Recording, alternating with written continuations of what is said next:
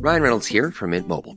I don't know if you knew this, but anyone can get the same premium wireless for $15 a month plan that I've been enjoying. It's not just for celebrities. So do like I did and have one of your assistants switch you to Mint Mobile today.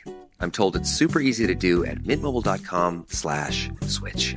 Upfront payment of $45 for 3-month plan, equivalent to $15 per month required. New subscribers only. Renew for 12 months to lock in savings. Taxes and fees extra. Additional restrictions apply. See full terms at mintmobile.com. Acast powers the world's best podcasts. Here's a show that we recommend. This week, we analyze the remarkable marketing skills of Taylor Swift. She has regained ownership of her master recordings, convinced Apple and Spotify to pay artists in a more equitable way. She defied Hollywood. She markets her music in very surprising ways and holds over 70 Guinness World Records. The marketing of Taylor Swift. This week on Under the Influence with Terry O'Reilly. Acast helps creators launch, grow, and monetize their podcasts everywhere. Acast.com.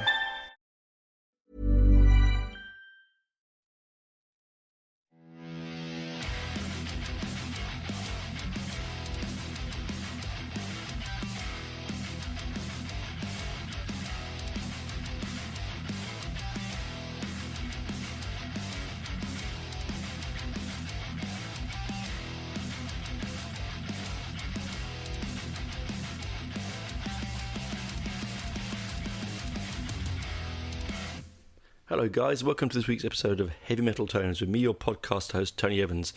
Well, firstly, going to say welcome aboard to all the new listeners that have come on this last week or so. There's been a really nice big uplift, particularly in the States. Welcome aboard, guys. And I hope you've enjoyed the back catalogue and look forward to chatting with you going forward. And I hope you really are ready for this week's episode. So, this week's episode is all about Slayer. Not a particular album, just the band itself, how I feel about it, a quick rundown of different things, but let's just have a chat. So, Slayer, 1981, they were formed in Hudson Park in California. Or one of the big four, Megadeth, Anthrax, Slayer, and Metallica. In my opinion, my favourite of the big four is Slayer.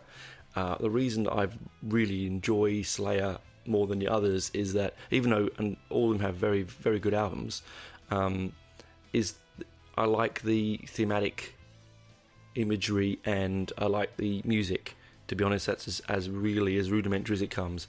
I like the theme of Slayer and I like the musical styles of Slayer. And the reason that I came to them was that sort of when I discovered Venom, I was looking for bands of a similar ilk, and they were one of them. They sort of, I remember because they polarize people so dramatically, don't they? You either love them or you hate them. There's no middle ground with Slayer. You don't go, oh, I might put on the God Illusion and say, oh yeah, that's it's you're either one or the other. They were formed by with Kerry King, Jeff Hanneman, Dave Lombardo, and Tom Arroyo. Of course, King and Hanneman on guitar, Arroyo on vocals and bass, and the master of the double kick, Lombardo on drums. Sadly, we lost Jeff Hanneman on May the 2nd in 2013. Very sad indeed. I personally have seen Slayer with them and without them. With him and without him, and no disrespect to people that have played after him and filled his spot. There's really only one, Jeff Hanneman. Anyway, Lombardo left the band in '91, replaced by Paul Bostaff for Forbidden, Exodus, Seismatic, and Testament. Unbelievable. I mean, if you're going to take one of the best drummers, or so one of the arguably one of the best extreme metal drummers, even probably in the world, in the history of the genre. You're going to take him and he's going to go. If you're going to replace him by another one, Paul Bostaff is as close as you can get. Lombardo, though, he's one of the only men that I was front row. I was standing right in front of his double kick, and I was physically repelled backwards when he started, and his skins were shimmering. And the only time that's ever happened before was when I saw Deep Purple. Ian Pace did the same thing, but he really just moved me up, almost took my breath away, right in the line of it. It was quite terrifying and exciting at the same time. So first memories. I think, well, see, I've seen them on every tour since the Reign of Blood tour, and the one after Reign of Blood. So, pardon, which was South of Heaven. So I've seen them on every tour since South of Heaven onwards. I thought I'd seen them at the Reign of Blood tour, but I think that may have been South of Heaven. I've got them mixed up. Anyway, I first saw them at the Hammersmith Odeon, and they were supported by Helmet. I didn't really care for Helmet. There was a big fight, I remember.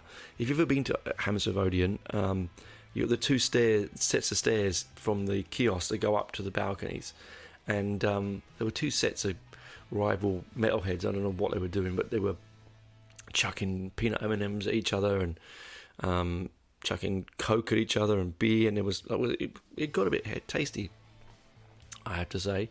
But I was down near the sort of in the stalls, so I was 17. I didn't want to get involved, so I sort of took my then nice brand new leather jacket with my tight blue jeans and my white high tops and my long black hair and my silver rings and my Iron Maiden t-shirt, and I ran to the stalls.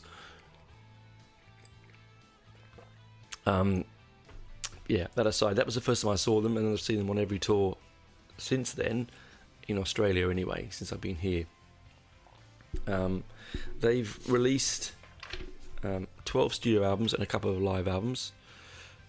They have got more and more controversial as the years have gone on. We'll talk about in the second part controversy, but let's talk about the musical styles, right? So those that are not familiar with Slayer, for me, I've written this now. Bear with me. Maybe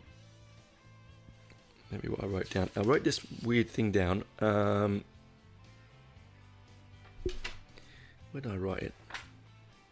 Oh yeah.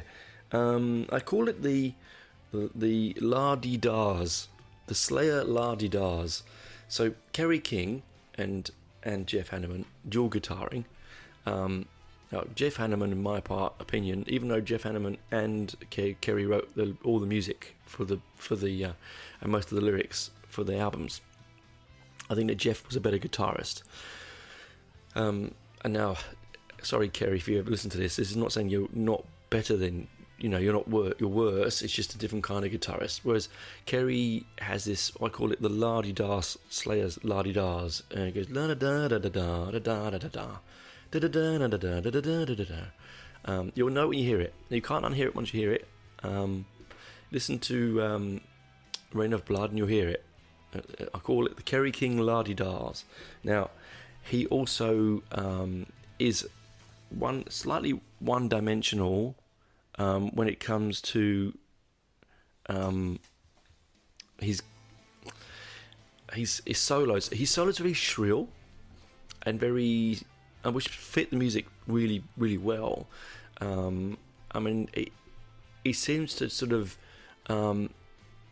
what do I want to say as a joke? If you didn't have a Floyd Rose flowing trem, he wouldn't have a solo, which is a bit cruel, I think. But I feel that way. It just in the later albums, anyway. In the early albums, he was much more technical. I think he's got bored or doesn't care, or he's just lost the. I don't know. It just seems that he's got the la-di-da sound and the sort of extreme squeal, high pitched, like you just literally, he's got a note and he's just wanged the crap out of the whammy bar or the trem, and don't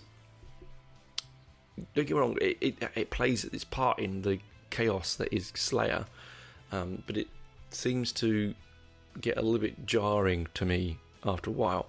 Well, then you got Jeff Hanneman, who was, he was much more your traditional heavy metal guitarist, your Norbum, your classic metal guitarist. He could do all that, lightning in a bottle, which is what Kerry was good at, and it is good at that sort of, extreme chaos. Almost to the point where it's almost like Kerry's is almost like Hendrix, but without the drugs. Although I'm sure Kerry's taken a few illicit substances in his time, but you know what I mean. It's like Hendrix, but sharper. Anyway, whereas I found Jeff Hanneman, his solos are much more thought out and ordered. I might look, there are Slayer fans out there that are going to go, Tony, you've got this all wrong. I don't know. This is how I feel about it anyway. I think these solos are much more traditional. It was much more chunky, much more rhythmic. It was a good counterbalance to Kerry, I think. A nice sort of... I mean, the one good thing you say about Kerry King is he hates Ghost as a band, and I have to say that I sort of stick with... I'm sort of on his... I'm in with that. Down with that.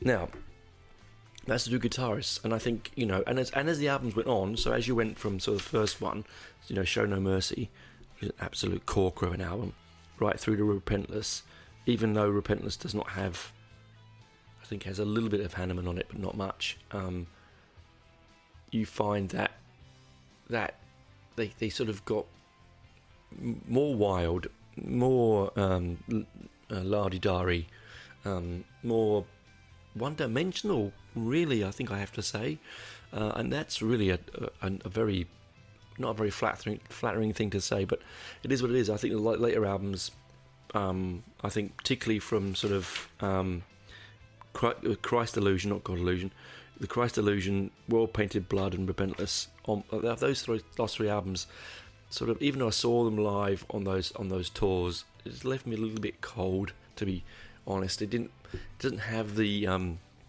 veracity that the old albums have. It also has this sort of, Hanneman has this sort of Sabbath-esque Iommi kind of solo feel to his work as well. Now we move on to Lombardo. Now Lombardo, instead of using one bass drum, he sort of pioneered the double bass drum. Instead of and one kick to double kick, he's got two separate kicks, and he uses the raised heel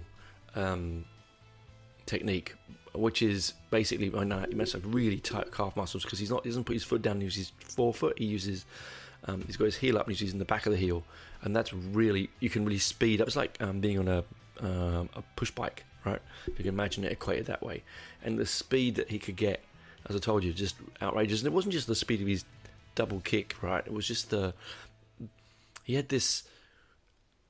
I think that Slayer are more akin to a hardcore punk band for most of their career than they were to a extreme thrash metal band. They sort of married it really well, and they're like exploited but with extra skill. His drums is very, very. I think Lombardo's drums are very, very, very extreme punk sound, very hard. Remember, I've talked before about closed shoulders and open shoulders. I think Lombardo is this strange mix of aggression through the tight shouldered patterns, but with the ability to splash around the kit without losing any of the emphasis. I don't know how he does it. He'll do a roll, and it won't be traditional roll where it's like loose wristed and flat. Him and Nico McBrain, they just seem to manage to do fills and rolls with like thunderous applause. It's like the sound of gods, fighting. It's an incredible sound, and seeing him live, and his cymbal work is minimalistic, right? I feel doesn't overdo his cymbals, but he mainly works hard on his main kit. and he got nicknamed the Godfather of the double bass. And I could believe that. I really can. And when he came back to the band for a short period, you could really hear the difference. I'm not saying that Paul. Pardon me, a yawn there. Sorry. I'm not saying that Paul Bostaph is not. I mean, as I said before earlier on, he's a fucking amazing drummer. I saw him with Exodus and Testament and Slayer, and it's a very big seat to fill once Dave leaves. Really, really big seat. I'm not going to go into the reasons why Dave left. I think that's something you can do on another show. But he left. That's the way it is. People move on. Anyway. So 12 studio albums. Right. Now, I have to say that the sound of... Okay, when I'm trying to describe the sound of Slayer to someone, I actually had this conversation with my wife last night. Imagine an audio painting. So imagine you're looking at a painting, and when you listen to the music, you think, well, look at that painting, you think of the music, listen to the music, think of that painting, right? Now, I think that Slayer's work is very much like a Bruegel, yeah? Jan van Bruegel. And if you don't know who Bruegel is, check him out. His paintings are nightmarish, 15th century painter, nightmarish paintings for the time. Same with Hieronymus Bosch. Now, Hieronymus Bosch is an earlier painter than that, and his paintings are all based on his nightmare visions of hell and demons and imps and torture and weird creatures. Most of us out there know a Hieronymus Bosch painting when we are told about it. We go, yeah, I know what that is.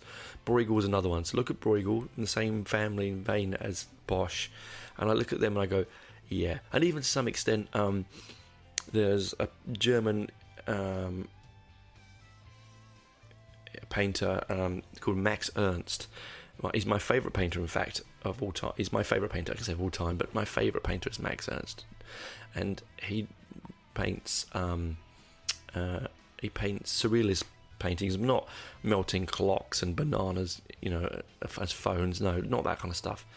We mentioned it a few weeks ago with things with frottage and in that sort of thing. He does that, and he does some really very strange. It's also very William Blake-like, and those that love Bruce Dickinson will know about William Blake, famous painter, British painter, painted a lot of biblical paintings, a lot of etching, and it has that sort of nightmare vision. There's a William Blake painting called The Flea, The Ghost of the Flea, I think it's called, and that reminds me of that, a lot of their music, because it's art, but at the same time it's not, you know what I mean? It's sort of, it's beautiful yet brutal, it's brutal yet beautiful, it's insane yet logical, and I think that comes down purely to the intelligence and ferocity of the frontman Tom Arroyo. He's now, as a bass player myself, I don't think he's anything, rocking the world with the quality of bass that he's playing. He's no Lemmy or anything like that. He's not changing the way people play bass. He's a solid, decent bass player. But it's his vocals, because the music is so, I said before, insane and a bit out there. It's very difficult to sing along to it. It's not like you can just sort of be in the same melody. And if you've got all these, la-di-das going on with Kerry, and then Dave, keeping up with Dave as a bass player, give him his dues. That's why he is who he is, because he can keep up with Dave, right? But it's that kind of call to arms. War Assembly is a good song for that. Mention that. It's that kind of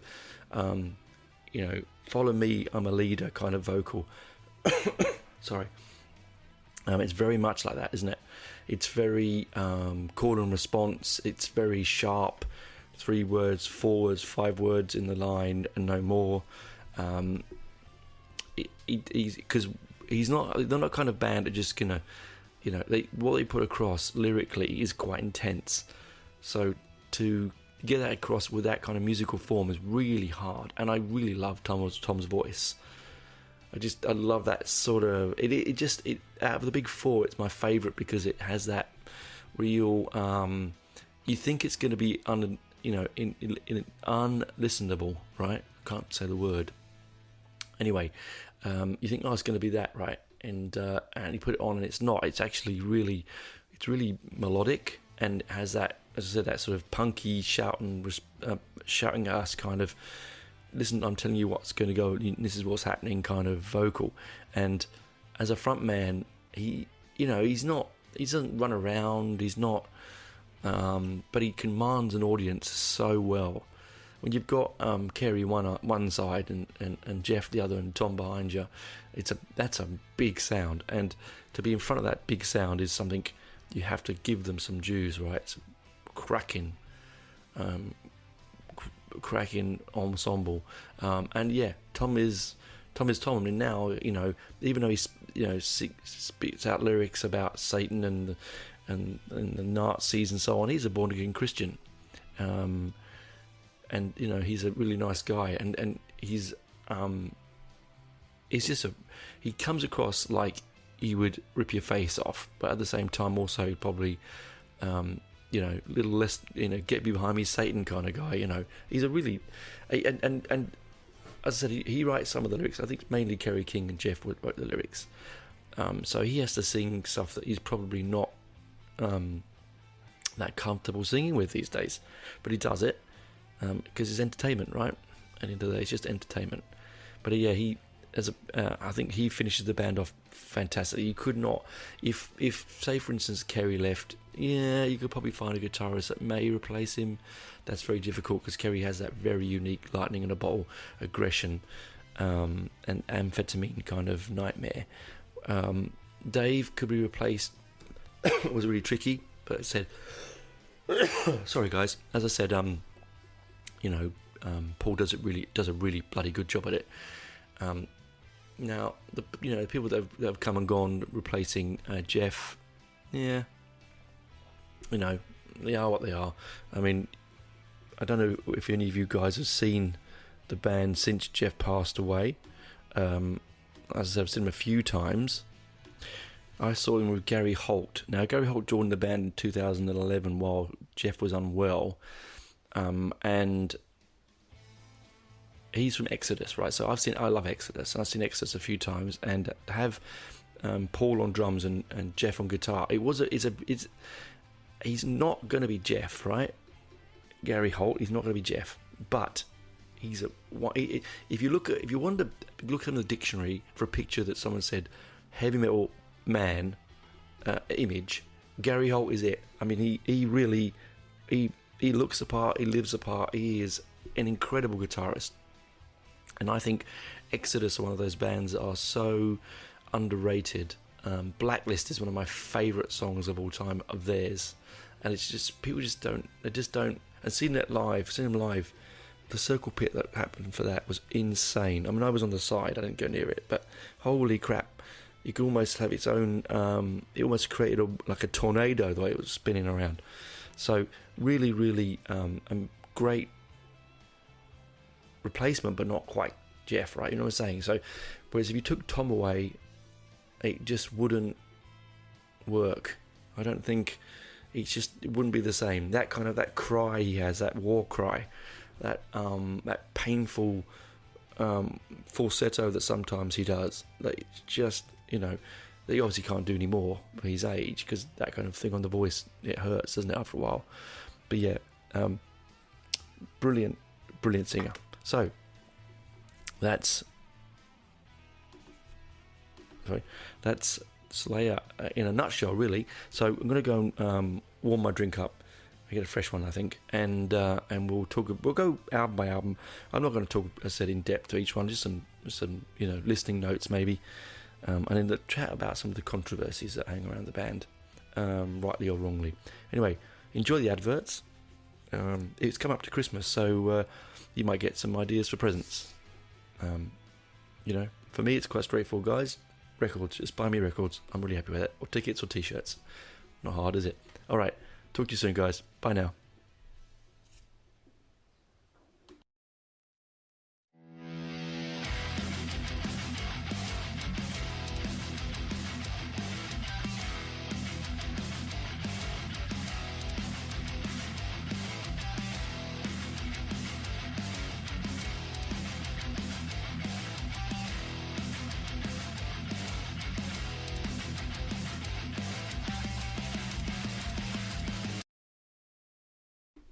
Welcome back, guys, to the show, to part 2, Slayer part 2. I had to do some jiggery-pokery editing there, and you probably didn't hear it. I hope you didn't. You might do. I'm getting better at this old shit. I don't normally edit, as I say, that's my ethos, it's my raison d'etre, as they say, when it comes to the show. I don't like to do all that stuff, but I'd completely and utterly arsed it for a second there, and I was going to leave it in, and I thought, well, what the, why would I bother? I might as well, because actually it was pretty nasty. I knocked the mic, there was some squealing, I dropped my phone on the floor, all sorts of weird things. Anyway, I did lose my continuity a bit, so if I go suddenly into a different kind of, hey, sexy voice for a second, it's because I was trying to get my continuity back. Oh, dear me. Anyway, I had to listen back. It sounds okay to me. I can't see any problem with it, but you never know. Right, that is, you come to the show for this, right? Like knocking the mic and shit. Oh, sorry, done it. That kind of crap. I didn't mean to knock the mic. Then I deliberately went to knock it and actually knocked it. So there you go. So second part of the show, Slayer, the catalogue. Let's do the controversial stuff first. Now, I've talked before about Sabaton when they did... I can never say the band name right. Benji will kill me when I say it. It's Sabaton, right? I don't know why I keep saying Sabaton, but... Anyway, they do a song about the Holocaust. Many bands have done songs about the Holocaust. It is, sadly, a fact of life that humanity is scum, and we did these things to ourselves and to each other. And... it is, is it the right thing for entertainment? No. Is it? Have we already, informed everyone that can be informed about the hideousness of humanity, the genocidal madmen? Yes and no. I don't think that Slayer, when they wrote Angel of Death, were writing a song that was glorifying or entertaining in any way, shape or form. I don't think so at all. I really don't. I couldn't speak for any of the band's religious backgrounds or cultural backgrounds. There may be Jews amongst them, I don't know. I really don't know. But the point is, they were writing a song about Mengele and his experiments on twins and just in general hideous, anesthetic-free experiments. And I knew someone whose husband died of a blood poisoning. He was one of a twin, and they were both in Auschwitz. They escaped. One was rescued, one escaped. They met later in life, and he died of the complications that Mengele had put upon him as a child. He never really got over the things he did to him. So we are touched in some respect from this. Controversial, yes, it is, but there is nothing wrong with causing controversy. I mean, most art genuinely is controversial. The white canvas, the Campbell soup cans, you name it, blue poles, whatever painting you want to... movies, another good example, controversial movies. There's been controversial for controversial sake, and there's been controversial genuinely. You can't avoid it because it's a subject you feel passion you want to talk about or create an art about. Unfortunately, but just the actual creating of that art and the subject matter is controversial.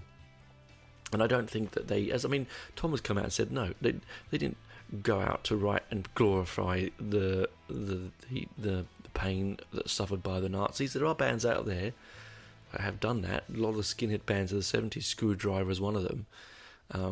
Foul human beings. He's not doing that. They're not doing that, I should say. It's aggressive. It's actually one of my favourite songs of theirs, strangely, even though it's a subject matter that does make me feel very uncomfortable because of my family heritage. But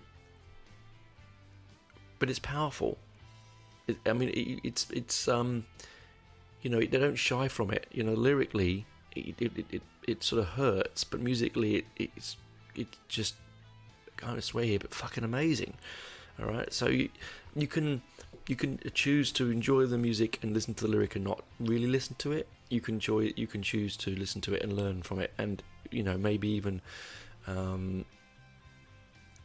do something about it. You can't change the world, but you can change your own life and viewpoints. That's in your own hands, isn't it, guys? As I say every week. So there's a controversy there. There was also controversy with the Eagle was a bit Nazi-like. No, I don't think that's the case. If anything, to me, it's more Judge Dredd Eagle-like than it is a Nazi Eagle. Yeah, it could be. Or, in fact, even, it's more like a Roman Eagle, standard-bearing Eagle. And the Nazis stole that from the Romans anyway, didn't they? So, just it sort of taints it, unfortunately. When one time in history, one person and several people in history do that, it taints the whole thing, doesn't it? But I don't think they were. There was some white power controversial things with white supremacy as well, which have come out and said, between you and me, they could be lying. They could be saying, no, we don't do that, but deep down they do. They're just using it as a way of saying, no, it's just art. We know that Kerry King's a knob. All right, he knows that he's a knob. I'm sure he comes out, gets up in the morning and goes, I'm alright, see you next Tuesday. Right, I'm alright, piece of work. He is. He is. Arroyo, no. Sweet guy. Lombardo, never hear a word out of him. I think I've seen him interviewed maybe once or twice. And Jeff Hanneman just wanted to play rock and roll, watch his favourite basketball teams, and his ice hockey team, and just just have a good time, drink lots of alcohol, pardon my French here, screw lots of women, play lots of loud music, and that's really what he wanted to do. I don't think that Jeff Hanneman had an agenda apart from maybe hedonism. So there's your controversies, right? And that's where people look at it and they listen to songs. A Dead Skin Mask about Ed Gein, the serial killer that was the sort of was the person that Texas Chainsaw Massacre was based on, and things like that. There are bands out there. So I've got a cough. So 1 second. There are bands out there like Skinned, Skynd. I love them. They write all their songs about serial killers. Controversial, maybe. Is it? There is a strange sect of people, and Crazy Mark, who I used to talk to a lot in the UK. He was really into the serial killers, and there were some really very strange people that sort of glorify and almost idolize these human wastes of DNA. But it is what it is, right? There's always going to be nutters and weirdos out there. Mark would do anything for you. Do anything to you as well, but he'd do anything for you at the same time. But that's aside. So some really, controversy. It follows in the shadows of all metal, isn't it? Judas Priest and and there was also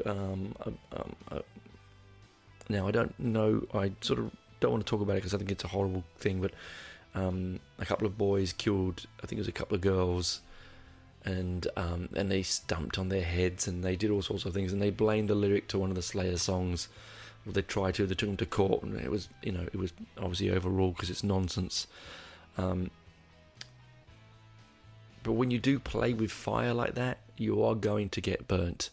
And they must understand that, like when Venom wrote their stuff, it was so kitschy and camp and so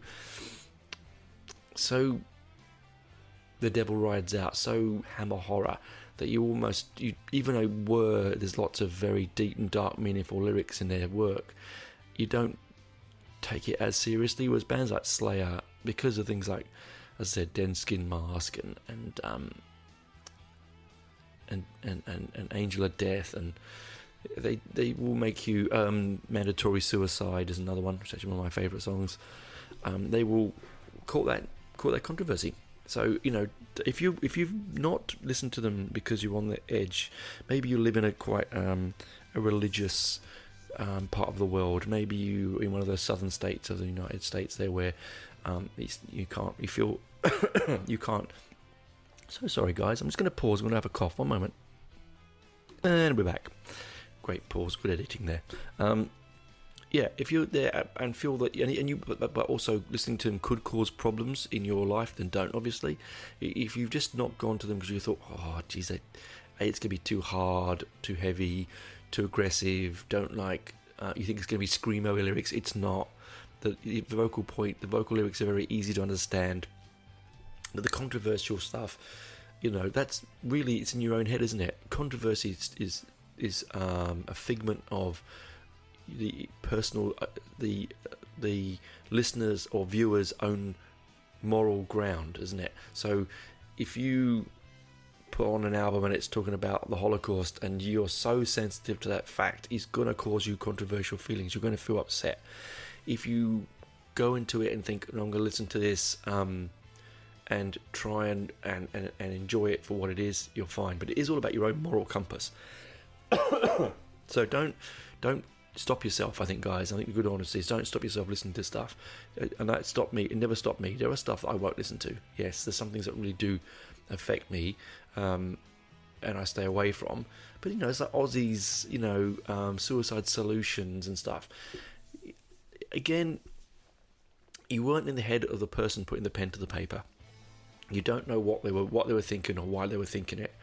All you can do is enjoy it for what it is, which is an art form that will create some controversy. It's why we love metal, isn't it, guys? Why would we?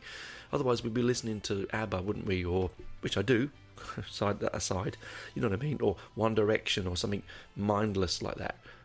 We would just put on something that was just vapid and insipid and unintelligent and whereas our music does create and elicit an emotion. And I think that's what Slayer are doing. They're eliciting an emotion for us to, sorry. They're eliciting an emotion for us to create that reaction, Also want us to dance and bang our heads and enjoy the music. But the reason why they write what they write is for that other thing. So let's look at the album. So first we have Show No Mercy in 83, followed by Hell Awaits in 85, and then Reign of Blood in 86. Now, I think this is the holy trinity of their albums. I really, truly think that if they stopped there, they were done, right? So you have the garage band-esque music of Show No Mercy with the cutting edge, it's like the early days of horror videos where there was no holds barred, all the video nasties had, sorry I burped there, no certificates, go and do what you want. Like, it was like the Wild West. And I think Show No Mercy is like the Wild West of thrash. It's when they were just working out what they wanted to do and the sound that we're creating, right? And then you have Hell Awaits, which is really a well mastered, it's again, they're all short albums, right? Well mastered, but still furious, still has that sense of teenage angst and anger, still got the early hardcore punk feel, that New York hardcore punk sound that's in there. Tom's drumming is just, I think, at a pinnacle on Hell Awaits. It's cleaner, much cleaner. So if you're looking for a more cleaner sound, that's better. That's the way to go. And then, of course, you have the classic Reign of Blood, right? we have to sort of like underline it and say, if you're going to grab, albums from the 4 thrash legends that are out there, Rain of Blood is probably the one you'd grab from Slayer. Same as like Ride the Lightning, I think, from Metallica. Rust in Peace from Megadeth, and then of course I think from Anthrax, We Are the Law. I Am the Law, sorry. Is it? Sorry, I mean, 1 second. Sorry, I Am the Law is a song. I mean, yeah, if I'm talking about albums, I'll probably say, for me, Among the Living, because it was my era of that, and 87 was a really cracking good year for that particular type of music. And for Megadeth, did I really? Let me just, I might have, let's have a look. Oh, you see, you're tuning in for me, scrolling through my phone, see? Scrolling through my phone. Let's just think of an album. I think, see, Megadeth was one of the bands that leaves me a bit cold. It's not my favourite of the big 4. I think it's Dave's voice, possibly, that irritates me. I'm not sure. Killing Is My Business and Business Is Good. That's the album I'm thinking of for Megadeth. Anyway, that aside, you're going to look for the, if you're thinking for the, so you have Rain of Blood is my opinion, is the sort of pinnacle of that first 3 albums, and I think because the sound is so intense on the opening track, title track, sorry. And I love the double meaning on the album. I really love the, Rain in Blood, but Rain in Blood, I love it. I love a bit of wordplay. The artwork is when it starts to get a little bit more hardcore. Some brilliant tracks. As I said before, opening with Angel of Death, Piece by Piece. That's another really nasty one, but it's necrophobic. That one has a real venomy speed to it, in my opinion. And of course, I think the several albums that are a lot sort of songs on this album that are lost and forgotten about. Like there's one of them is called Aggressive Perfecta. Excuse me. And there's a great British band and taking the name from it, and that's the second to last track on the album. I've got such a cough today. And then of course Postmortem, which I think is is my favourite on the album, even though people go for Rain of Blood. So I'm sorry if I cough really loudly in your ear. I try to cough away from the mic. Apologise. And then of course move into their second era. So the album before Arroyo Lombardo leaves, and you get Seasons in the Abyss. South of Heaven. I'm so sorry, guys. South of Heaven is the slow album. They like to call it the slow album. I actually really adore this album. I think it's one of my favourites. I think it's got the best of the... because it's a slow album. See, people really hate the album. They really don't like it. There's a big issue with Slayer fans because they want that breakneck speed. But don't you sometimes just want a little bit of difference, on it? And I think, South of Heaven, it's a great sing-along opening track. That is...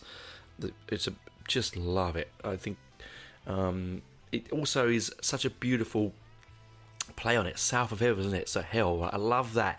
The darkness within the song. Silent Scream, Live Undead is brilliant. Live Undead, Behind the Crooked Cross. Wow. I mean, what is it with crooked crosses and bands? Dio's Crooked Cross, Headless Cross, Iron Maiden did one. And then it follows straight into Mandatory Suicide.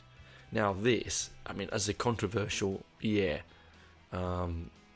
just it blows my mind. This song, I find Mandatory Suicide when they play it live, they speed it up a bit when they play it live, but it's the guitar solo. I'm not a big fan of King solos, as I've told you before. You've probably noticed that, but King's solo on Mandatory Suicide is just it's top notch. And then you've got things like Dissident Aggressor and Spill the Blood. 36 minutes long, short album, but it doesn't hang around. But I think it's one of my favourites. One of my favourite artworks, particularly.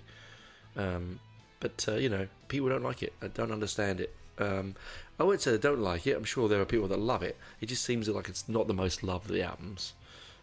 And then you've got Seasons in the Abyss. All right.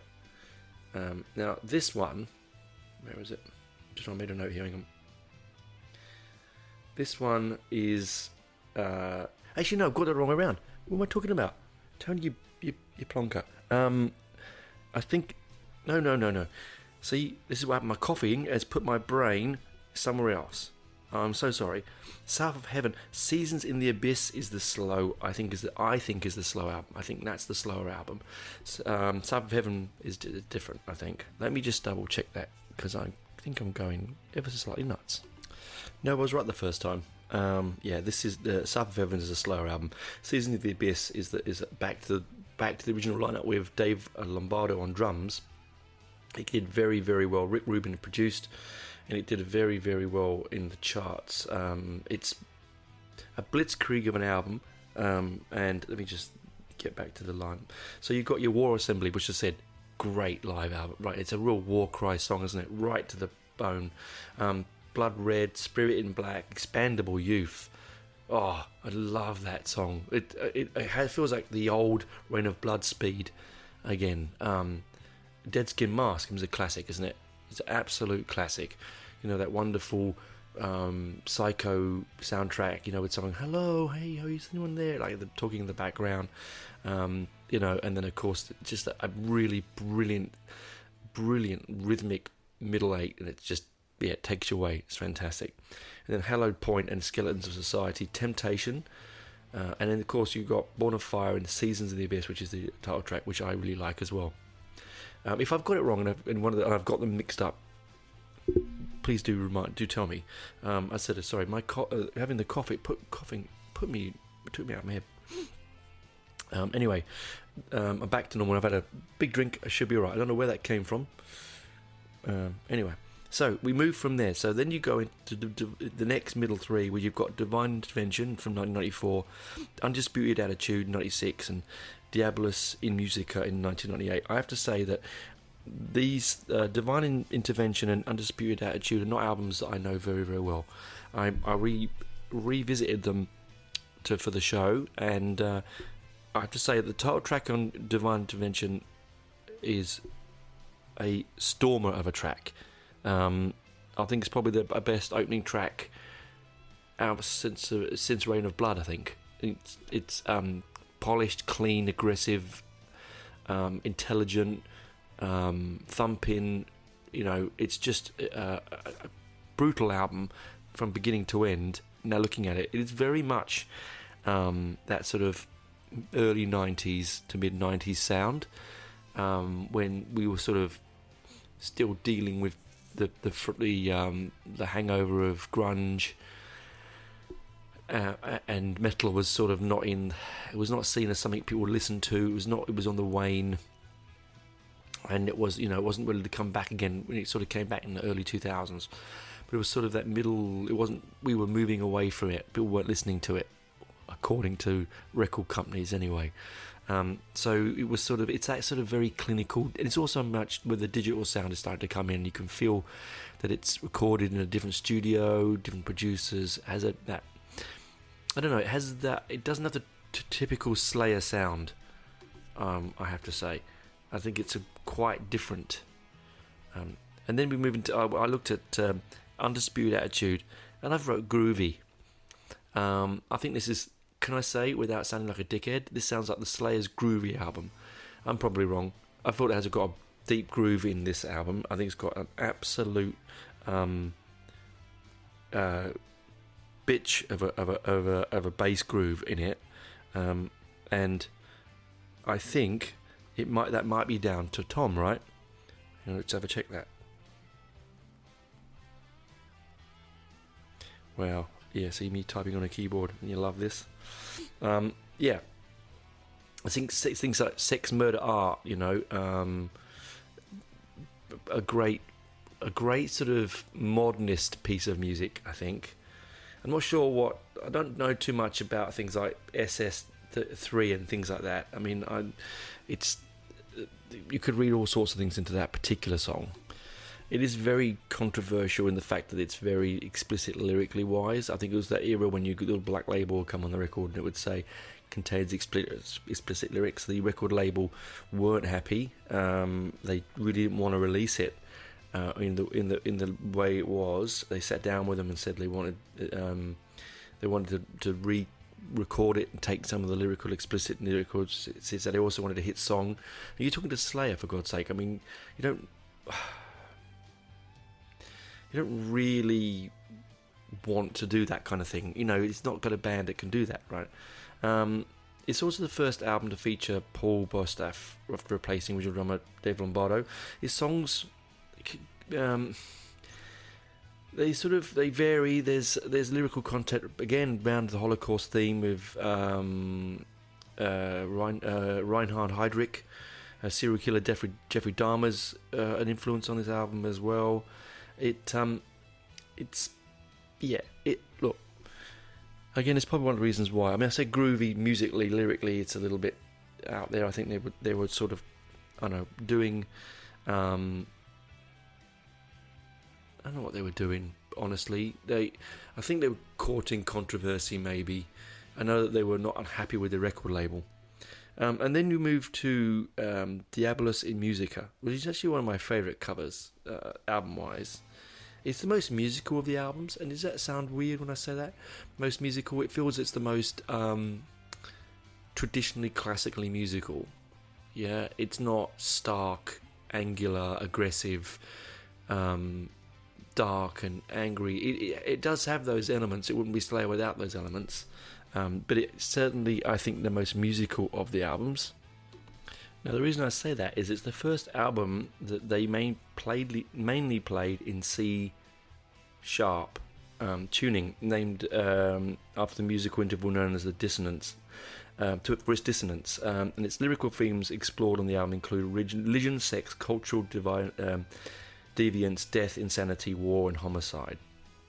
It's a really dark album, guys. It's very musical. This is very much, I think, their prog album. I've said it. Have a drink. I mentioned prog. It got mixed reviews. Got to number 31 of the Billboard Top 200. I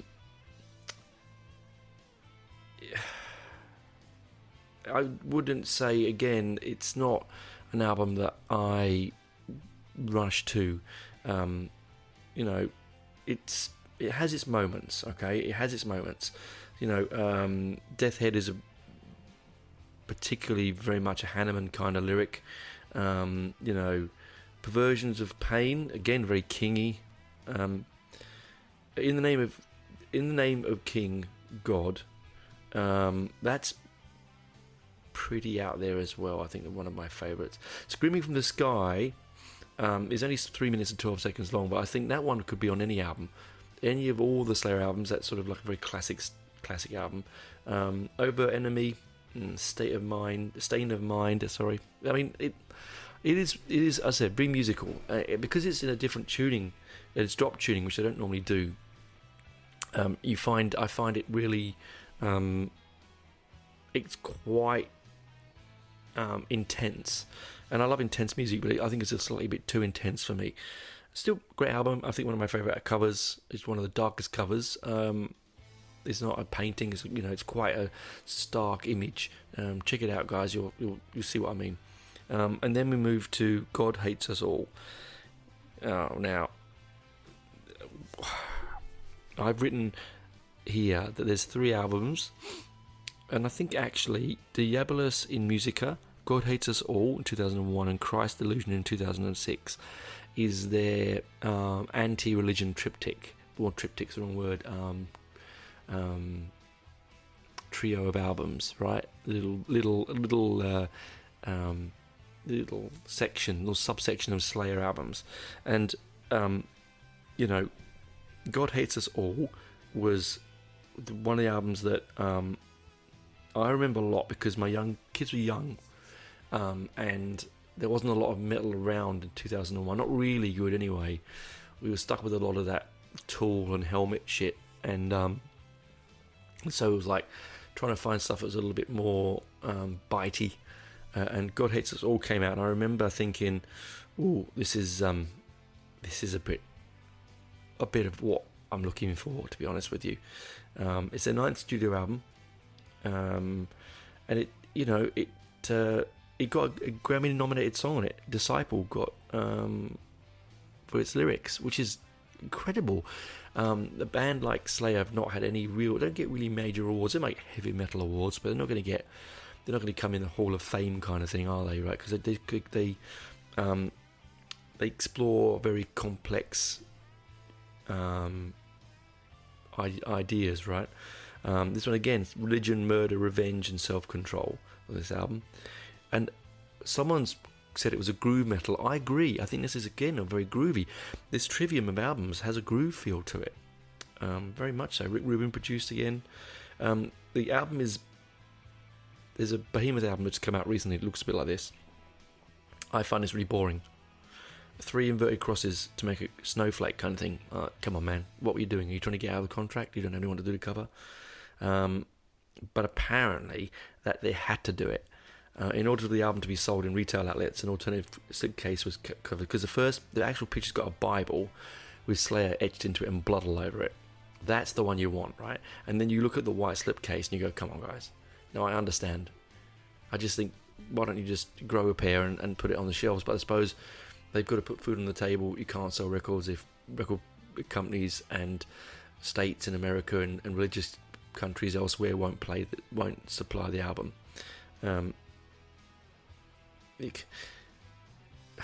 Do people do this deliberately? I think they do. I mean, caught in controversy is something very common, but I think that you've got to stand by your ideology, though. If that's what you want to do, stand by it. Don't back down. I think it's a bit unfair, to be honest with you.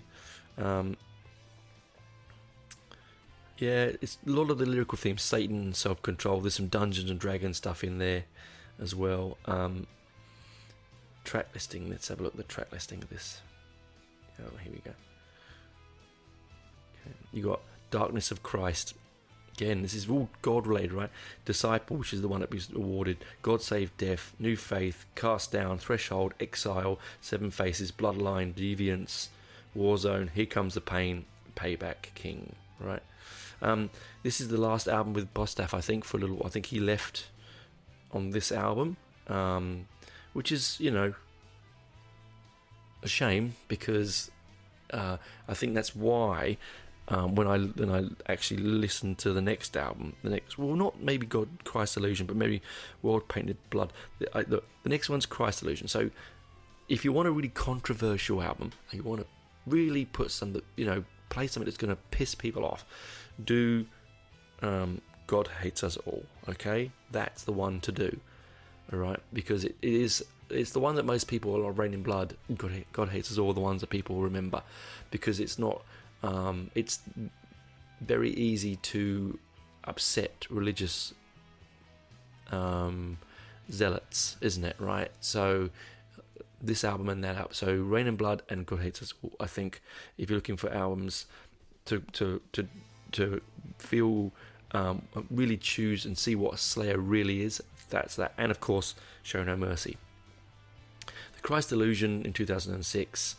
I hate this cover. I really hate it. It's like a 2-year-old painted it. I know what it's meant to be about. I just hate it. Christ with his arms cut off and things. I don't know. It doesn't do it for me. And this is when Lombardo comes back. So, they lose a brilliant drummer and they gain an even better drummer, right? And it's the first time since Seasons in the Abyss that he's played with them. It's released in August in 2006.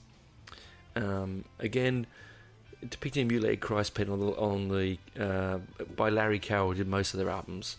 I don't know. It just doesn't do it for me. I mean, again, it got banned because of that. I mean, it's crazy, really.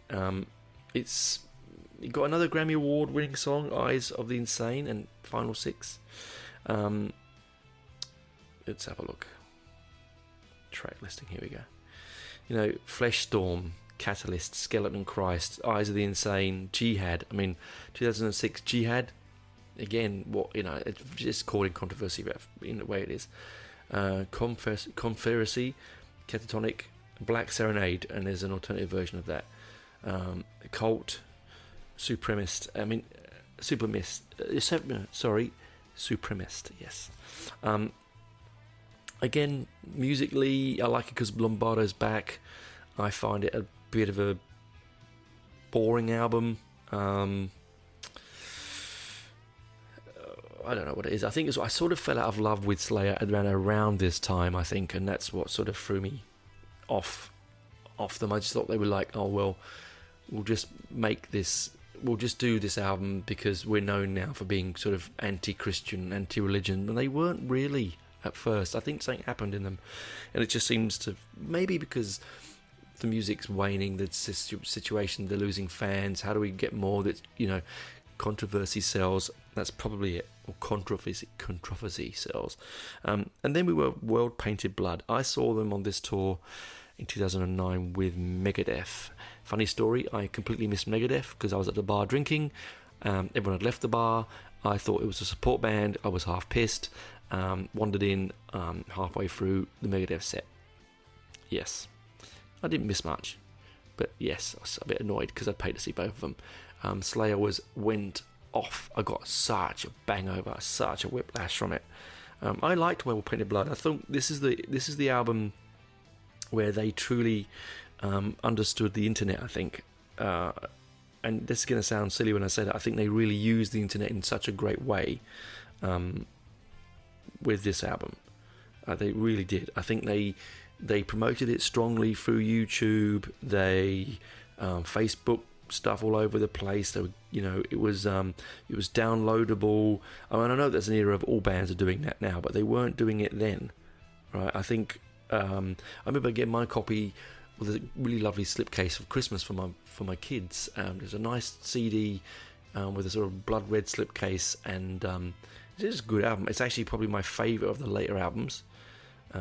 It's not a very long-lasting album, 39 minutes, 46 seconds. It had some singles off it, which was unusual.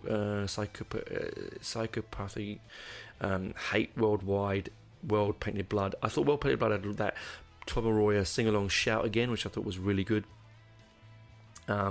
Lyrically, it's getting away from that whole anti-religion thing, which gets tiring after a while.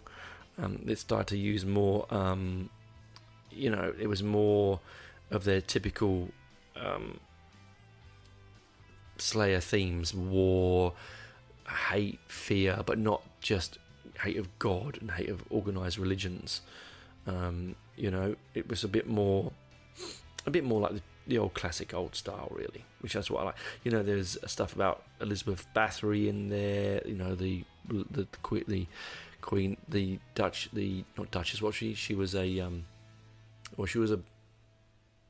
I think she was a duchess or whatever, but she bathed her in the blood of her, supposedly in the blood of her maids to make her to stay younger.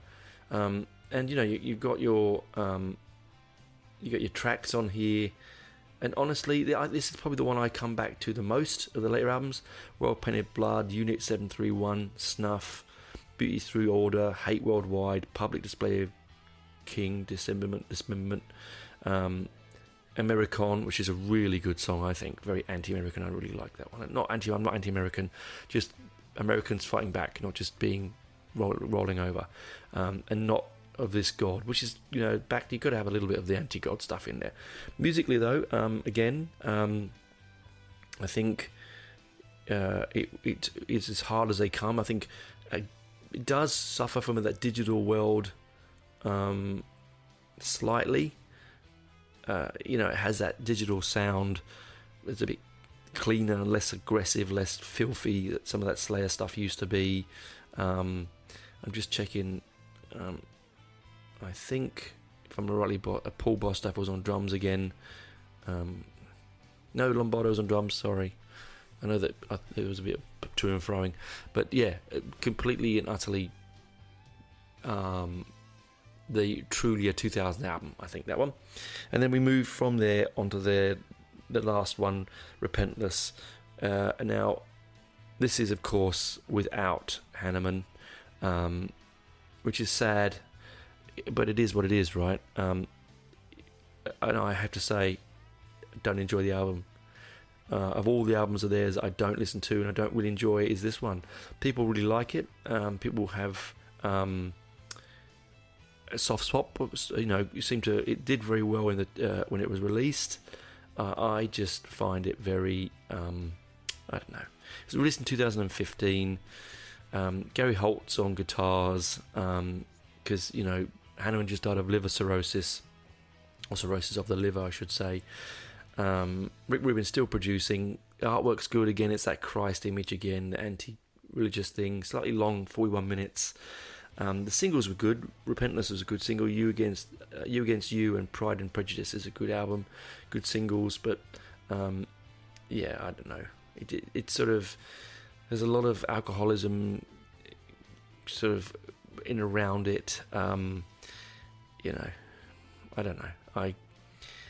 King wrote most of it. Jeff Hanneman's one on there, Piano Wire, but King wrote 99% of it, and I think that's probably why I don't like the album that much.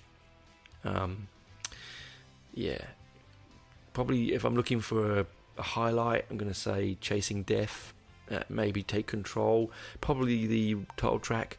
But as a final album for them, it seems to me it just leaves me a little bit. Blech. There was meant to be a 13th album, but they split before that came around.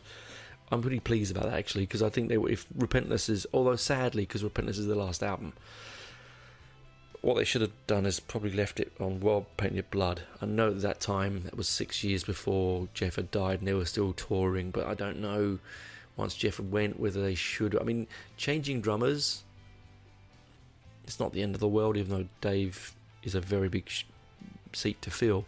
But once Jeff went, I don't know. I don't know if I would have recorded. I mean, I would have toured maybe, but I wouldn't have recorded. It's just not the same. Although I do believe that Jeff did want, one of his wishes was that they kept playing and kept touring. So they were just doing what they were doing for him. And God rest his soul, what a great guitarist that he was. That's my run through. The lineup of Slayer albums and my little brief chat about the band itself. My lasting parting words is, if you want something brutal, stark and interesting, you'll find something in a Slayer album. If you want something modern, clean, polished, you'll find something in a Slayer album. If you want something garage band-like with a hardcore tint, you'll find a Slayer album that will do it for you. They are really good entry level into extreme metal. If you want to find a way getting in but aren't too scared to get in and don't want to jump straight into Bathory or something like really aggressive like Cattle Decapitation or whatever you're thinking, or even, God forbid, Cannibal Corpse, if you want to find some way in, Slayer are a good way, Venom, then Slayer, and then beyond that. So I hope you really do enjoy it. Those that love the band, and if I've made some mistakes, I apologise. Again, I apologise for the coughing. Don't know what happened, really. Could not shift it. I paused it when I got a drink, came back, still couldn't shift it. Don't know what it is. Must be the cold. Anyway, that's me for this week. Keep listening. Please do like, when you're on Spotify, do, pop up the top there, press the little wheel, give me a 5-star review or whatever you want to give me. I don't mind. 1 to 5, it doesn't bother me. It just helps with the algorithm. Again, thanks for all the people listening. Thanks for all the people supporting me. I really enjoyed this episode because I really enjoyed going back and revisiting Slayer again, because I've sort of had to listen to it for some time. It was really nice to come back to it. So anyway, see you next week. We'll chat to you next week, guys. Bye for now.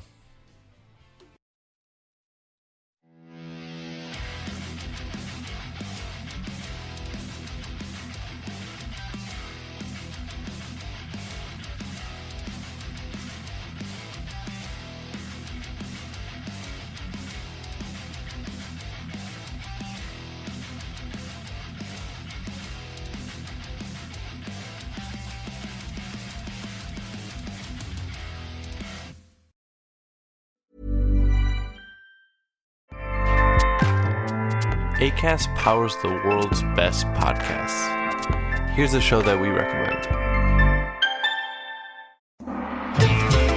This week, we analyze the remarkable marketing skills of Taylor Swift.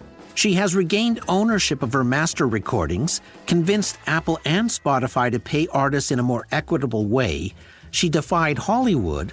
She markets her music in very surprising ways and holds over 70 Guinness World Records. The marketing of Taylor Swift. This week on Under the Influence with Terry O'Reilly. Acast helps creators launch, grow, and monetize their podcasts everywhere. Acast.com.